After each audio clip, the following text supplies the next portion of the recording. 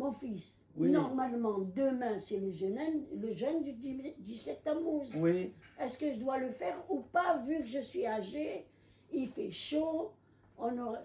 Mamie, est-ce que tu sais ce qui s'est passé déjà le 17 Tammuz?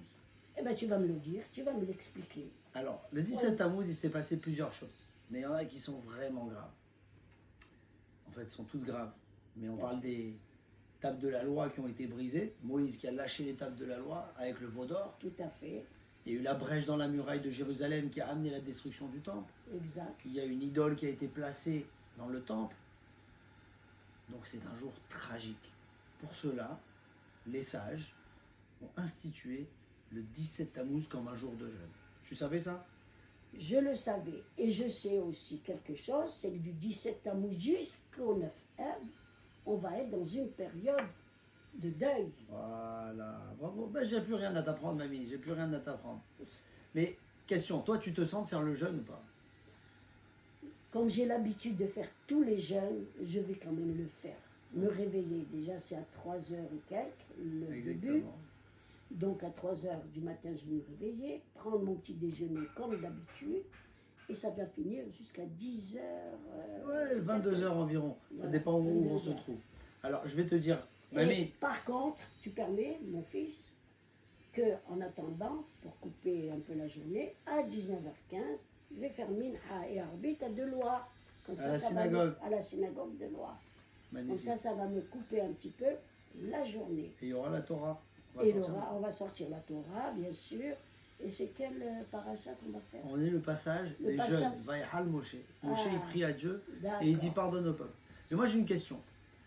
Est-ce que tu sais comment on doit se comporter si, avec la chaleur, il y a un coup de faiblesse ou bien tu ne sens pas?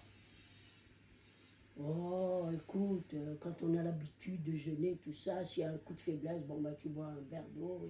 Et c'est Exactement. tout, hein. Alors, je vais t'expliquer. De base, les jeûnes qui ont été institués par nos chachamim, par nos rabbins, Oui. c'est pour les gens en bonne santé. Donc, un type qui a une angine, ok, ou un type qui a une maladie, comme par exemple du diabète, ok, qui peut tomber malade à cause du jeûne, etc., D'accord. il n'est pas obligé de jeûner. Surtout les diabétiques, pardon. Voilà. Donc, Parce maintenant, que le reste, excuse-moi de te couper à chaque fois, parce que le reste des petites maladies, tant qu'on peut, on est bien, on peut le faire. alors je te trouve un peu dur, hein, mamie. T'es un peu dur. Parce que, en réalité, c'est pas comme ça que ça marche. C'est si la maladie, par exemple une angine, elle ne te permet pas de jeûner, eh bien là, tu as le droit de manger ce qu'il faut. Bien sûr, tu vas pas manger des bonbons et des glaces. Oui, d'accord. Tu vas manger ce qu'il faut. Maintenant, quelqu'un qui est malade à cause du jeûne, c'est normal. Par exemple, il a mal à la tête parce qu'il a jeûné. Bah, lui, il n'a pas le droit de manger. Ok. Donc, de base, une préparation aujourd'hui, il faut manger des repas consistants avec des céréales complètes, des légumes et boire beaucoup d'eau aujourd'hui, toute la journée. Une fois que tu as fait ça, demain matin, tu dois jeûner. Il y a la canicule, pas obligé de sortir. Et donc préserver. Si dans la journée, tu sens, alors bien sûr je parle à quelqu'un qui est âgé, ou je parle de quelqu'un qui sent qu'il veut tomber malade, je parle pas de toi bien sûr, on parle de jeunes, jeunes. Et du coup, quelqu'un qui est âgé, qui sent qu'il peut tomber malade à cause du jeûne, lui, on ne lui autorisera de boire quelque chose. Le seul jeûne où on est vraiment très très strict, c'est Yom Kippour, Où il faut. parce que c'est dans la Torah, ou Tisha B'Av, le 9 Av, où c'est aussi depuis le soir. Sinon, C'est 24 heures. Et Faire- 26 qui pour. donc, tu fais le jeûne normalement. Tu as besoin de prendre un médicament, tu prends le médicament. Tu as besoin d'une goutte d'eau, tu prends une petite gorgée d'eau. Non, Et, moi, non. et tu fais le jeûne normalement. Et c'est valable pour toutes les personnes âgées et les personnes. Ah non, moi, écoute, j'ai un traitement à prendre. Ce jour-là, je ne vais pas le prendre. C'est pas pour un jour que je vais mourir parce que j'ai pas pris. Voilà. Parce que tu dis que c'est pas dangereux. Mais s'il y a quelqu'un qui est, que c'est dangereux, s'il le prend D'accord, pas, c'est surtout les diabétiques qui sont vraiment... il y a aussi les cardiaques. Mais bon, après, je suis pas médecin. Cardiaques, oui.